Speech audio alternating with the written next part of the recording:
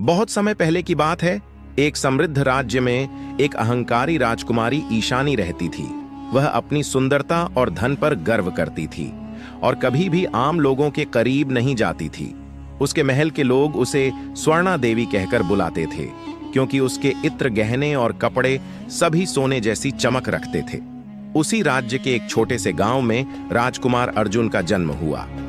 अर्जुन गरीब था, लेकिन उसका दिल बड़ा और आत्मा नेक थी। बचपन से ही वह अपने गांव के लोगों की मदद करता और उनकी परेशानियों को समझता। उसकी विनम्रता और साहस के किस्से पूरे गांव में मशहूर थे। एक दिन राजा ने अपने राज्य में भव्य मेले का आयोजन किया। राजकुमारी ईशानी ने घोषणा की कि वह उस मेले में केवल वही राजकुमारों से मिलेगी जो दौलत और शक्ति में उसके बराबर हों। अर्जुन, जो अपने गांव के लिए कुछ जरूरी सामान खरीदने आया था, गलती से महल के बाहर राजकुमारी के पथ में आ गया।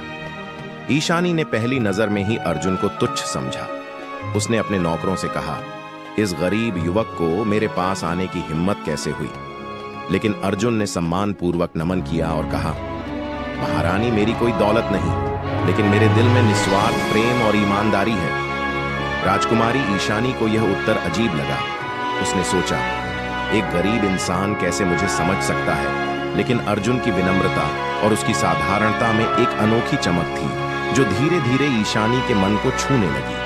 अर्जुन ने गांव में रह रहे बच्चों को शिक्षा देने और बीमारों की सेवा करने का अपना मिशन साझा किया।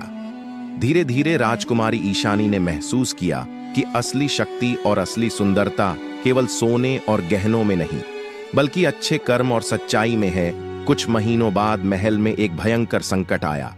पड़ोसी राज्य ने हमला कर दिया और सभी लोग भयभीत थे। अर्जुन ने साहस दिखाया और अपने सैनिकों के साथ मिलकर राज्य की रक्षा की। उसकी वीरता और निस्वार्थता ने राजकुमारी का दिल पूरी तरह जीत लिया। आखिरकार ईशानी ने अपनी अहंकार और घमंड को त्याग दिया। उसने अर्जुन से अपने दिल की बात कही और अर्जुन ने भी उसे अपने सच्चे प्रेम के साथ स्वीकार किया। गरीब राजकुमार और अहंकारी राजकुमारी की यह प्रेम कहानी अब पूरे राज्य में एक मिसाल बन गई। यह कहानी सिखाती है कि सच्चा प्रेम धन और स्थिति से नहीं, बल्कि दिल और आत्मा की अच्छाई से जन्म लेता है।